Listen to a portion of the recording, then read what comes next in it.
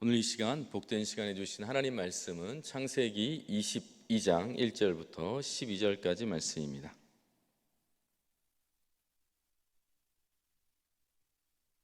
창세기 22장 1절부터 12절까지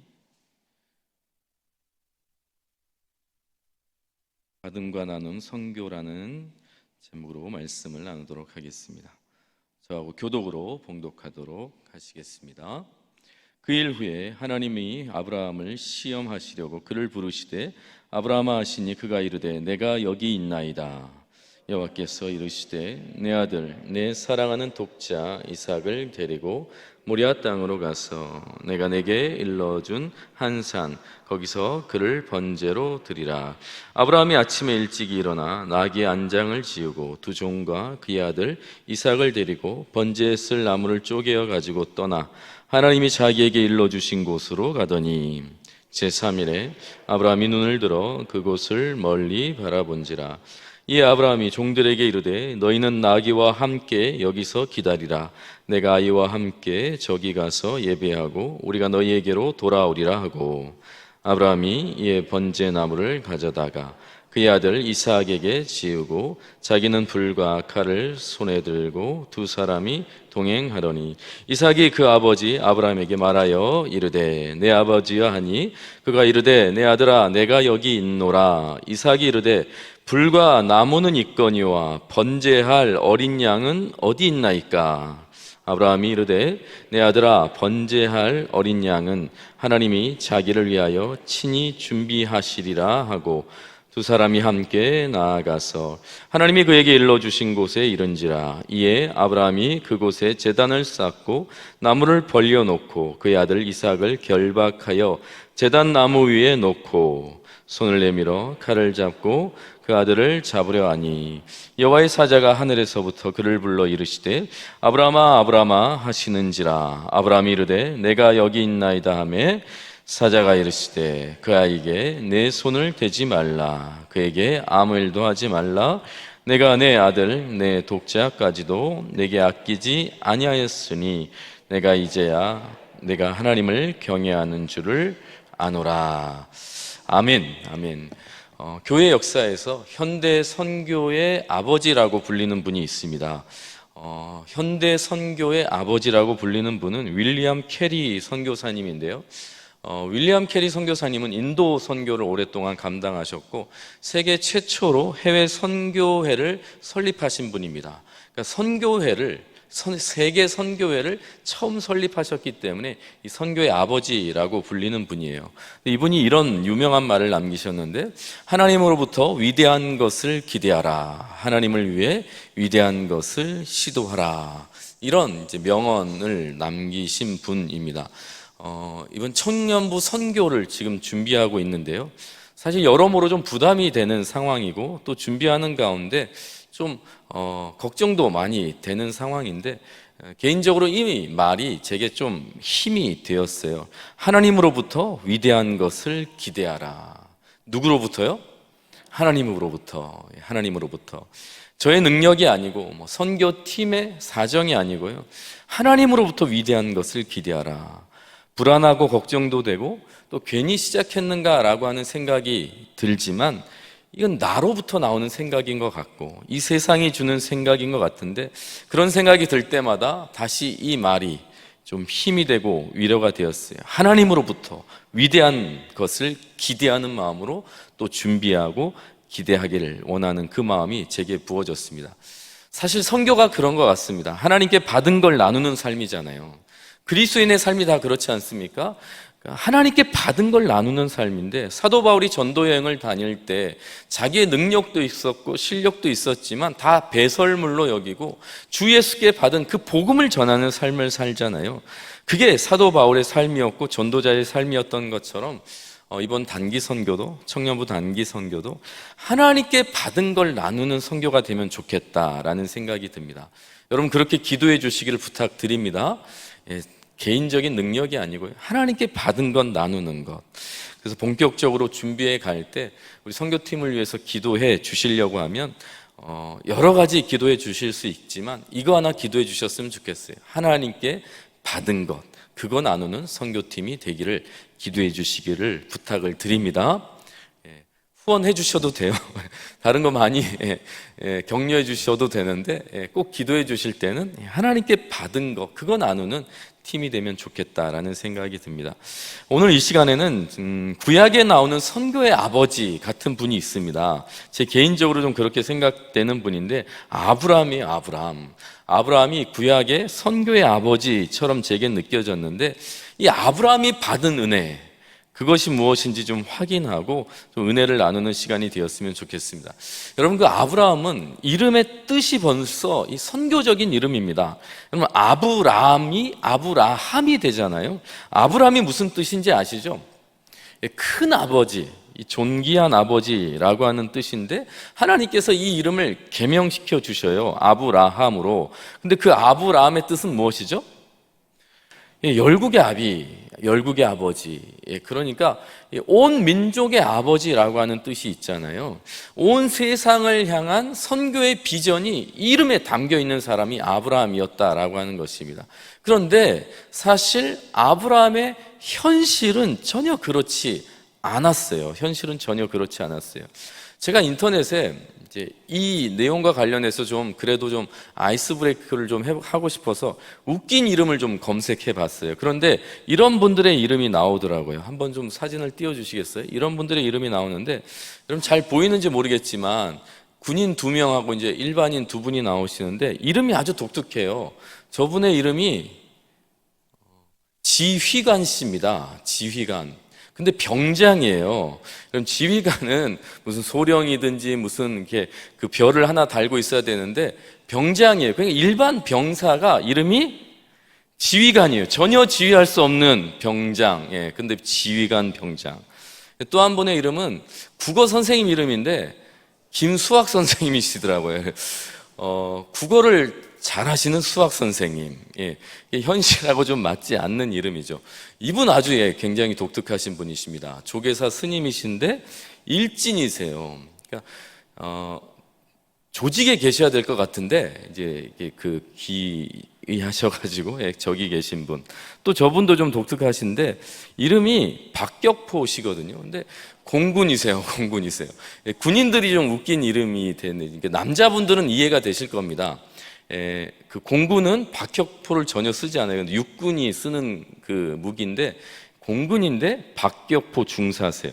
그러니까 현실과 이름이 안 맞는 분들의 상황인데 제가 들은 이야기인데 허임자 씨라는 여전도사님이 계셔요. 허임자 여전도사님이 미국에 가셔가지고 이제 결혼을 하셨는데 남편 성이 노 씨였다라고 하더라고요. 미국은 결혼하면 어떻게 되는지 아시죠? 남편 성을 가지고 이제 여성분들이 살게 되잖아요. 남편 성을 가지고 왔더니 노임자가 되신 거예요. 노임자. 임자가 없으신 상황이 된 것. 수준 높은 유머인데 잘 못 알아듣시는 분이 계신 것 같아서 안타깝습니다.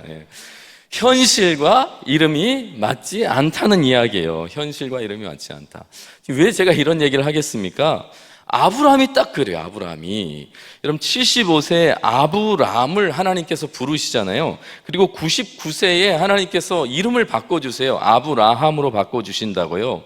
여러분 아브라함이 본토 친척 아비집을 떠나서 약 800km의 긴 여정의 유목 생활을 하거든요. 그러니까 가나안까지 내려오는데 여러분 얼마나 많은 사람들을 만났겠어요. 그럼 만나면 뭐 하겠어요? What's your name 하겠지 않겠습니까? 이름이 뭐냐? 아브라함이라고 그러는 거예요. 아브라함이 큰 아버지, 존귀한 아버지. 그러니까 아버지라고 하는 이름이 있으니까 자녀들이 있을 거라고 예상할 거 아닙니까? 그러면 자녀가 몇입니까? 물어보면 아브라함이 뭐라고 대답하겠어요? 없는 거예요. 그러니까 민망하다는 것이죠.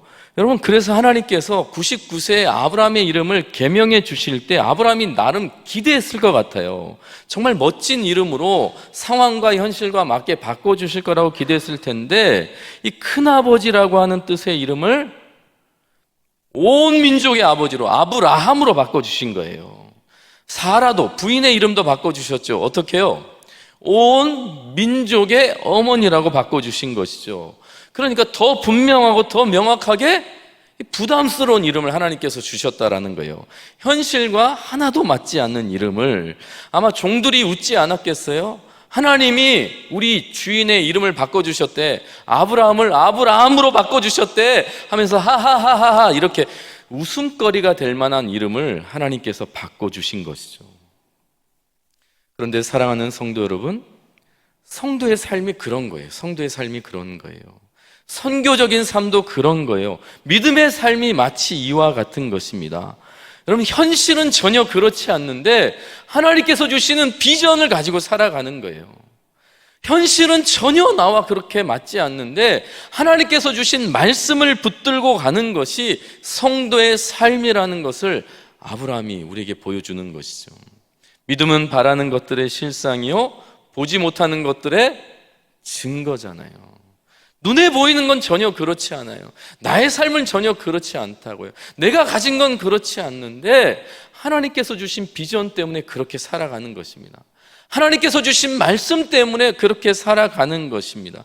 그게 믿음의 삶이고 선교적인 삶이고 그리스도인의 삶이라고 하는 것입니다.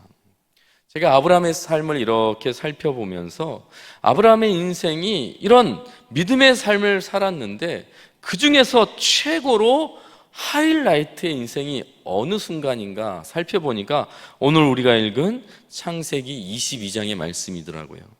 현실과 말씀이 너무 안 맞는 거예요.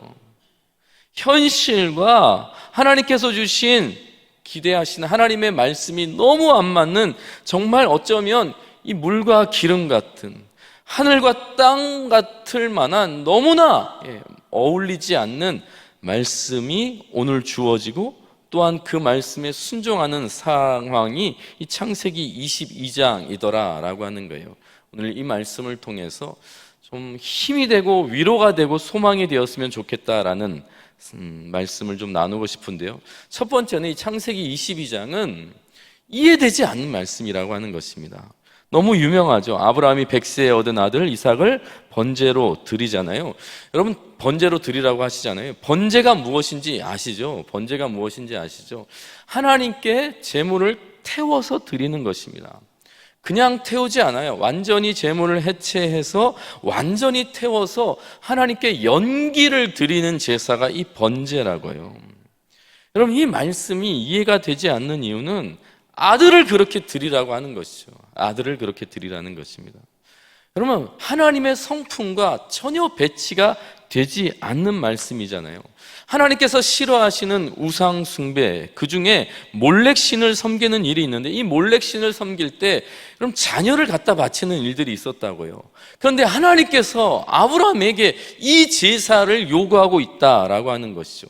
너무 몰상식하고 비인륜적인 우상 숭배 방식의 제사를 지금 믿음의 사람 아브라함에게 요구하고 있다라고 하는 것이죠.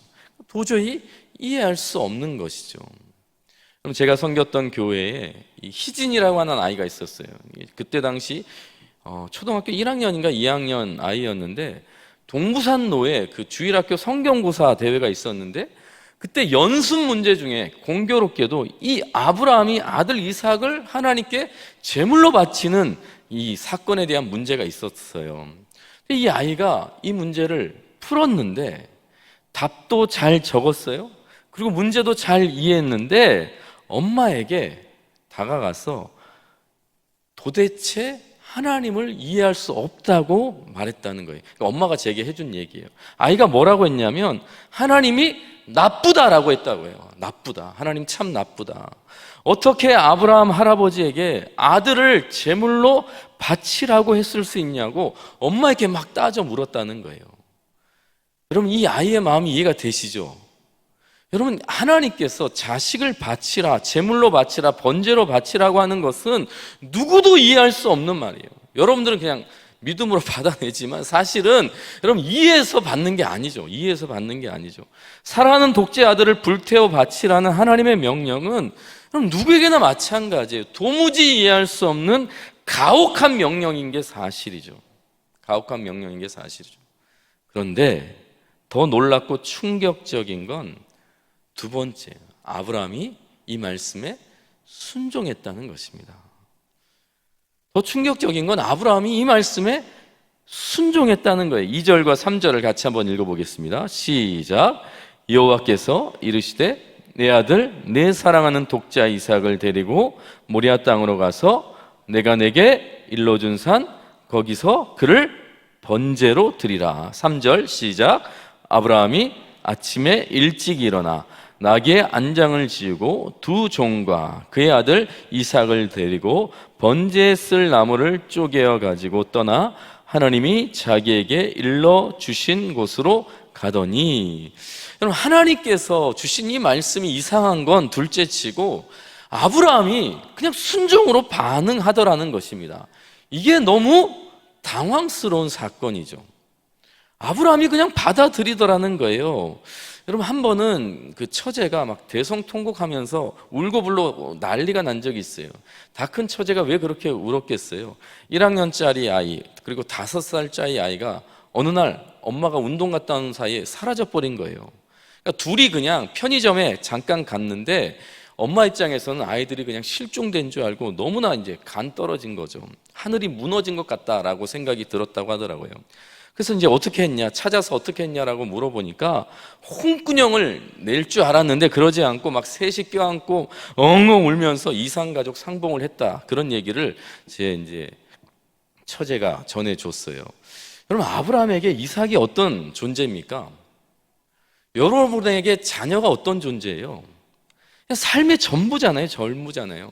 그냥 100살 때 얻어서 그냥 기적처럼 얻은 아들, 여러분, 그 이상이지 않겠어요? 그냥 죽었던 그 몸에서 태어난 아들, 여러분, 얼마나 귀했겠어요? 아브라함에게 얼마나 귀한 자식이었겠어요? 그런데 하나님께서 이해할 수 없는 말씀을 했을 때에 아브라함이 엉엉 울지 않더라는 거예요. 희진이처럼 이해할 수 없다고 반항을 저지르지 않더라는 거예요. 아침 일찍 일어나서 하나님의 말씀에 오롯이 순종하는 길을 떠났다라고 하는 것입니다. 이게 너무 충격적이라고 하는 것이죠. 어떻게 이게 가능하겠는가라고 하는 거예요. 말도 안 되는 이 하나님의 말씀에 어떻게 너무 자연스럽게 순종할 수 있겠느냐라고 하는 것입니다. 제가 이제 고민하고 이제 여기저기 이제 살펴보니까 한 2가지 이유가 있는 것 같아요. 첫 번째는 뭐냐면 하나님께서 다 아시기에 이게 가능했던 것 같아요. 여러분, 22장 2절에 보면 여호와께서 이르시되 내 아들 내 사랑하는 독자 이삭을 데리고 모리아 땅으로 가서 내가 내게 일러준 한 산 거기서 그를 번제로 드리라. 여러분, 하나님께서요 아브라함의 마음을 다 알고 계시더라는 거예요. 여러분, 아브라함이 하나님께 항변을 하면 이렇게 항변하지 않았겠어요? 하나님, 이삭은 누구 겁니다? 내 겁니다 라고 했겠죠. 하나님이 제게 주셨잖아요. 이 아이는 내 아들입니다. 그렇게 하지 않았겠어요? 만약에 항변을 한다면 또 이렇게 항변을 했겠죠. 하나님, 제가 이삭을 얼마나 사랑하는지 하나님이 아시잖아요. 하나밖에 없는 이 아들을 저는 너무나 사랑합니다. 차라리 저를 데려가소서, 이렇게 아브라함이 말하지 않았겠어요? 또 이런 거겠죠. 하나님, 이삭은 정말 하나밖에 없습니다. 10아들 그 중에 하나를 달라고 하시는, 그러면 제가 이해하겠는데 하나밖에 없는 아들을 달라고 하시니 이런 법이 어디 있습니까? 아마 아브라함이 하나님께 항변을 하면 이런 항변을 했었겠어요. 그런데 하나님께서 다 아신다는 거예요. 이렇게 말씀하시는 것이죠. 22장 2절 여호와께서 이르시되 뭐라고요? 내 아들 내 사랑하는 독자 이삭이라고 아주 꼭 집어서 말씀하시는 거예요. 하나님이 이삭을 향한 아버지 아브라함의 마음을 아시는 거예요. 네 아들인 거 내가 안다는 거예요. 네 아들, 네가 얼마나 사랑하는지도 안다는 거예요. 네 사랑하는 그거 하나밖에 없는 아들이라는 것도 안다는 거죠. 하나밖에 없는 독자라고 하나님께서 콕 집어서 말씀하시는 거예요. 그 아들을 내게 번제로 드려라, 이렇게 말씀하셨다는 거예요. 그러니까 아브라함이 하나님께서 내 마음을 다 알고 있다는 것을 깨달은 거죠. 항변을 안 한 게 아니라 할 수가 없었다라고 하는 거예요. 또 아브라함이 순종한 이유가 있어요. 두 번째가 있는데, 하나님을 믿었기 때문에, 하나님을 믿었기 때문에.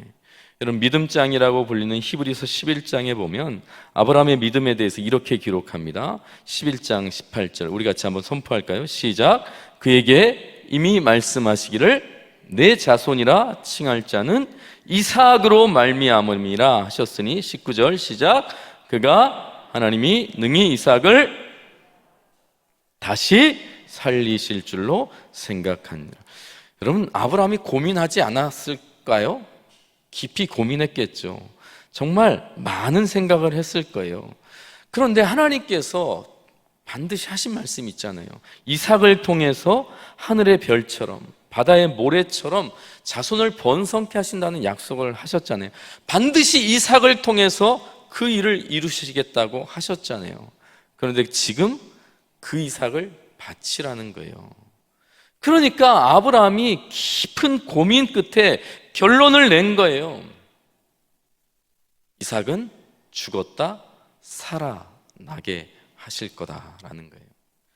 아브라함이 반드시 하나님께서 그렇게 하실 것을 믿은 거죠. 하나님께서 능히 이삭을 죽은 자 가운데서 다시 살리실 줄로 생각한지라. 하나님께서 절대로 이삭을 죽도록 놔두지 않겠다가 아니라 하나님께 드리면, 하나님 앞에 번제로 드리면 다시 살릴 것을 믿었다는 거예요. 믿었다는 거예요. 여러분, 아브라함은 예수님 오시기 이전에 이미 부활신앙을 갖고 있는 사람이었어요. 무슨 말입니까? 하나님을 신뢰한 거예요. 하나님을 믿었다라는 거예요. 그러니까 드릴 수 있는 결단을 했다라고 하는 것입니다. 마지막 세 번째인데요. 사실 이제 이 말을 하기 위해서 이제 여기까지 끌고 온 건데, 제가 제일 궁금한 게 뭐냐면 하나님의 뜻이에요. 도대체 왜 하나님은 이렇게 하시냐는 거죠. 그럼 오늘 12절, 창세기 22장 12절에 보면 사자가 이르시되 그 아이에게 내 손을 대지 말라, 그에게 아무 일도 하지 말라, 내가 내 아들 내 독자까지도 내게 아끼지 아니하였으니 내가 이제야 내가 하나님을 경외하는 줄을 아노라. 그럼 100번 양보한다고 해도 이게 너무하죠. 하나님을 경외하는 방법을 자식 죽이는 방법으로 하나님께서 확인하신다? 이게 너무 비상식적이고 비인륜적이잖아요. 여러분, 차라리 우상 숭배를 하지 어떻게 이런 하나님을 우리가 믿고 따를 수 있겠어요? 하나님이 도대체 이해가 되지 않는 말씀인 게 사실이에요. 그런데 맞죠. 하나님께서 믿음의 조상이라고 하는 온 민족의 아버지 아브라함에게 자식 죽이는 이 애비의 찢어진 사랑을 경험하게 하신 이 사건은 도대체 이해할 수 없는 사건이에요. 그런데 이 사건을 이해할 수 있는 문이 신약에서 열리는데 그 키가 바로 십자가라고 하는 것이죠. 십자가라고 하는 거예요. 여러분, 이삭 번제 사건이 예수님 십자가 사건과 닮았다는 거, 이건 잘 아시잖아요. 창세기 22장 6절에 보면 아브라함이 이에 번제 나무를 가져다가 그의 아들 이삭에게 지우고 자기는 불과 칼을 손에 들고 두 사람이 동행하더니, 여러분, 모리아 산에 한 아들이 나무를 지고 올라가는 거예요. 그런데 수천 년 후에 이 모리아 산에, 지금의 골고다 이름하는 그곳에 또 다른 아들이 나무를 지고 올라가는 것입니다. 여러분, 아브라함과 이삭이 모리아 산을 며칠간 걸어갔죠? 3일 동안 걸어가네요. 3일 동안. 여러분, 3일은 예수님께서 십자가를 지신 그 3일을 떠올리기 가장 좋은 3일이잖아요. 여러분, 아버지와 아들이 3일 동안 걸어가요. 많은 대화를 했을 거잖아요. 그런데 오늘 성경에 보면 딱 한 가지 대화의 기록이 있습니다.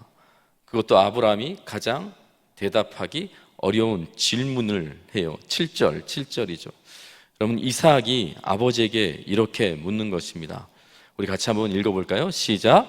이삭이 그 아버지 아브라함에게 말하여 이르되 내 아버지여 하니 그가 이르되 내 아들아 내가 여기 있노라. 이삭이 이르되 불과 나무는 있거니와 번제할 어린 양은 어디 있나이까.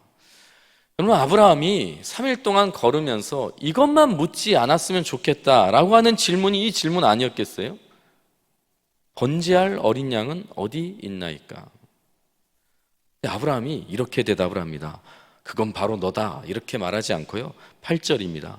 아브라함이 이르되 내 아들아, 번제할 어린 양은 하나님이 자기를 위하여 친히 준비하시리라. 하나님께서 친히 준비하시리라. 하나님께서 자기 어린 양을 준비하셨다라고 하면, 여러분, 우리는 이 말씀이 떠오르죠. 세상죄를 지고 가는 하나님의 어린 양이라고 하는 것이죠. 여러분, 동부교회 성도 여러분, 첫 번째 아들 이삭이 장작을 지고 올라갔는데 예수님은 거대한 십자가를 지고 올라가죠. 그럼 첫 번째 아들 이삭이 나무만 지고 올라가는데 예수님은 인류의 무거운 죄를 통째로 다 짊어지고 올라가는 것입니다. 첫 번째 아들 이삭은 아버지와 함께 올라갔는데 예수님은 홀로 쓸쓸히 올라가죠. 그럼 첫 번째 아들 이삭은 자유로이 올라가는데 예수님은 갖은 수모와 멸시를 당하며 올라가죠. 그럼 첫 번째 아들 이삭은 잡아 죽이려던 아버지 손으로 풀려나게 되었지만 예수님은 하늘 아버지의 외면 속에 죽어 버리는 것입니다. 여러분, 이삭 번제와 예수님의 십자가 사건의 하이라이트는 마지막이죠. 마지막. 죽음의 칼이 쏟아지는 그 순간 아브라함의 자식이 죽는 것을 결코 볼 수 없었던 하나님께서 아브라함아 아브라함아 하면서 아브라함의 손을 붙잡으시잖아요. 그런데 세상 죄를 지고 가는 하나님의 아들 독생자 예수님은 수치와 멸시와 고통과 죽음이 임하는 마지막 순간까지 하나님께서 입을 닫아버리세요. 아무 말씀을 하지 않으세요. 그냥 죽도록 내버려 두신다고요. 사랑하는 우리 동부교회 성도 여러분, 아브라함의 이삭 번제 사건은 하나님께서 아브라함을 통해 하나님의 심정을 우리에게 알려주시는 거예요. 하나님의 심정을. 온 세상을 구원하시기 위해서 하나님이 얼마나 아프셨는지, 온 세상을 구원하시기 위해서 하나님이 우리를 얼마나 사랑하셨는지, 온 세상을 구원하시기 위해서 하나님이 얼마나 놀라운 일을 이루셨는지 아브라함을 통해서 우리에게 보여주시고 느끼게 하시는 거죠. 느끼게 하시는 거죠. 그래서 우리가 어떻게 살아야 되겠습니까? 여러분, 선교적인 삶은 다른 게 아닌 거예요. 그리스도인의 삶은 다른 게 아니에요. 현실을 바라보면서 사는 것이 아니라 나를 사랑하시고 나를 사랑하셔서 내게 주신 하나님의 비전을 바라보며 사는 삶인 줄 믿습니다. 우리가 이 땅을 살아갈 때에, 이 세상을 살아갈 때에 우리가 살아가는 방식이 여러 가지 있겠지만 나를 사랑하셔서 나를 위해서 이루신 그 십자가 사랑, 나를 구원하시기 위해서 모든 것을 다 버리셨다라고 하는 그 십자가 사랑을 바라보면서 살아가는 것이 이 세상의 삶이고 선교적인 삶이라고 하는 것입니다. 동부교회 성도들에게 부탁을 드립니다. 선교적 삶을 사시기를 주님의 이름으로 부탁드립니다. 비전이 있어야 돼요. 하나님께서 내게 주신 비전을 확인하셔야 됩니다. 예수 그리스도의 십자가 사랑이 얼마나 놀라운 사랑인지 그것을 내게 부어달라고 기도하면서 살아가셔야 된다라고 하는 것입니다. 바라기는 우리 선교팀이 그러한 마음으로 이 선교를 준비하고 선교를 나갈 수 있도록 기도해 주시기를 부탁드립니다. 그리고 여러분들은 하나님의 비전과 그리고 십자가 사랑 가득하여서 이 세상을 살아가시기를 주님의 이름으로 간절히 부탁드리겠습니다. 기도하시겠습니다. 사랑과 은혜의 하나님, 온 세상을 향해 세상을 향한 비전을 주시고 온 세상을 구원하신 십자가 사랑을 우리에게 부어주셔서 감사합니다. 어둡고 닫혀진 세상 속에서 하나님의 마음을 알게 하시고 하나님의 비전으로 살아가는 선교적인 삶을 살게 하여 주시옵소서. 이 땅 곳곳에 구원의 문이 열리며 구원의 빛이 비추게 하여 주시옵소서. 특별히 필리핀 단기 선교를 준비하는 진솔 코람 청년들에게 하나님의 비전과 십자가 사랑을 부어 주시옵소서. 함께 보내는 우리 동부교회에 하나님의 비전과 십자가 사랑이 샘솟듯 흐르게 하여 주시옵소서. 예수 그리스도 존귀하신 이름으로 기도합니다. 아멘. 아멘.